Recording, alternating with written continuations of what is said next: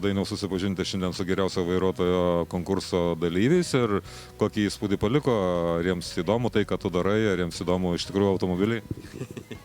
Čia geras klausimas, reiktų jų iš tikrųjų labiau paklausti, ar jiem įdomu lenktynės ir automobiliai. Na, vėlgi lenktynės, manau, tai nėra vien tiesiog sportas susijęs vien dėl kažkokių vairavimų ir sugebėjimų vairuoti, tai yra toksai, kaip aš sakau, labai spalvotas ir labai gražus sportas. Jis yra vėlgi prestižinis sportas, tai galbūt tai toks visas kompleksas to žavesio susideda į krūvą, kad žmonės nori, nenori, ta prasme, galbūt tau lenktynių automobiliai lenktyniai gyvenime tikrai neužima pirmos vietos, bet pažiūrėti į jas ir į visą tą makalynę ir kovą kažkokią, tai mūsų ten tų spalvotų ir gražių automobilių turbūt nori, nenori visi mėgsta karts nuo karto. Sakyk, iš tikrųjų, eismo saugumas ir lenktynės, ar atrodo visiškai priešingi dalykai, ar kažkaip galima juos susėti? Jo, iš tikrųjų, mano nuomonė, tai labai nedaug bendro turintis dalykai. Turbūt tik tiek, kad, vėlgi mūsų tikslas kaip lenktynininkų, kaip žmonių, kurie laksto automobiliais milžiniškais greičiais lenktynių trasoje, tai mūsų darbas yra būti tais ambasadoriais, kurie ir sakys, kad gatvėje turim visgi važinėti pagal taisyklės. Lygiai taip pat ir mes ten nei vienas nepersistengiam gatvėje kažko tai demonstruoti. Tai, mes esam tie, kurių, vadinkim, galbūt žmonės turėtų klausyti, nes mes esam patyrę visi įvairiausių sportinių incidentų, avarijų ir mes pakankamai žinom greičio įtaką, kokia yra suklydus. Tai galbūt tuo kampu yra savotiškas panašumas.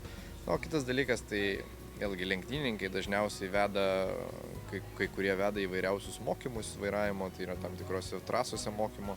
Ir jie gali, taip atrodo, kad jūs išmanote viską, bet ten tikras lenktynininkas, kuris išmano, kaip valdyti bet kokios varomos ašies automobilį, jis gali tokių elementarių dalykų jums pasakyti, kurių jūs labai daugelį metų nežinojot ir kurie greičiausiai jums kažkokiai tai ekstremalioj situacijoje labai stipriai pagelbės. Bet tai, ką išmokai, mokydamasis vairuoti sportinius automobilius, įgijai daug įgūdžių, ar jie praverčia kiekvieną dieną kelyje važiuojant? Jo, šiaip ta prasme, kažkokio tai ekstremalių situacijų, slydimo ar kažkokio tai, kaip aš sakau, netgi to pačio užsižiopsojimo kažkokio tai situacijoje, ta prasme, vėlgi mano lenktyniniai įgūdžiai man tikrai jau nekartą yra pagelbėję. Lenktynininkas tai nėra žmogus, kur ten sugeba tik tai greitai lėkti. Realiai mūsų žvilgsnis yra praktiškai gero lenktynininko arkliukas, yra labai stipriai ir gerai valdomas žvilgsnis. Tai reiškia, kad nesvarbu, kad aš žiūriu tiesiai, aš turiu tokį savotiškai periferinį lauką, kur aš matau pakankamai daug visko aplinkui.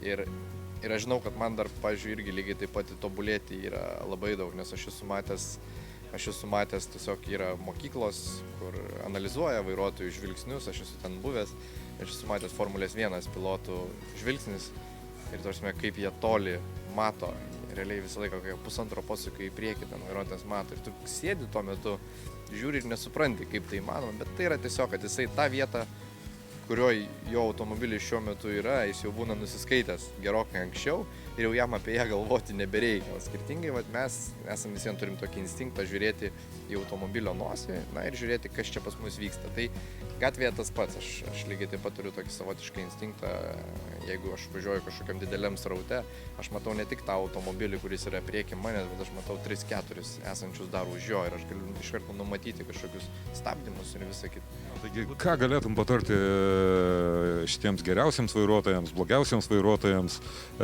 kaip lenktynininkas, kokius savo patirties momentus galėtum perkelti į gatvę?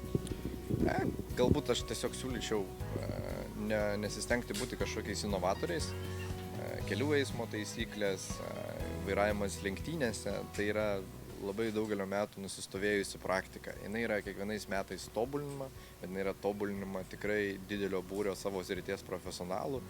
Tai netgi kartais kai kurie dalykai, kurie galbūt atrodo mums pagal taisyklės kelių eismo, netgi tie dalykai, kurie kartais iš pirmo žvilgsnio atrodo kažkokie absurdiški, jie yra sukurti remiantis tam tikrom situacijom ir jie turi visą laiką savo pagrindą. Tai geriausia yra tiesiog nebūti kažkokio tai dviračio išradėjų, visgi protingai elgtis gatvėje, įvertinant, kad galite suklysti ne tik jūs, bet gali suklysti lygiai taip pat šalia jūsų važiuojantis kitas vairuotojas.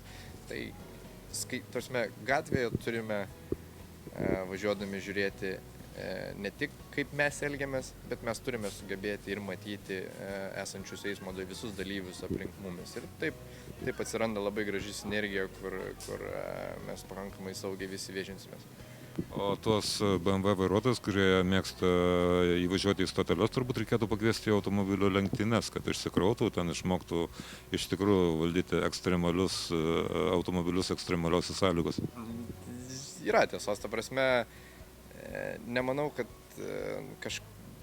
tikrai daugam nebus prabanga atvažiuoti bent jau į greituminio slalomo yra varžybos, tai yra ne slalomas aikštelė, o slalomas per, tarkim, pusę lenktynių trasos. Pavyzdžiui, aš būtent nuo jų ir pradėjau.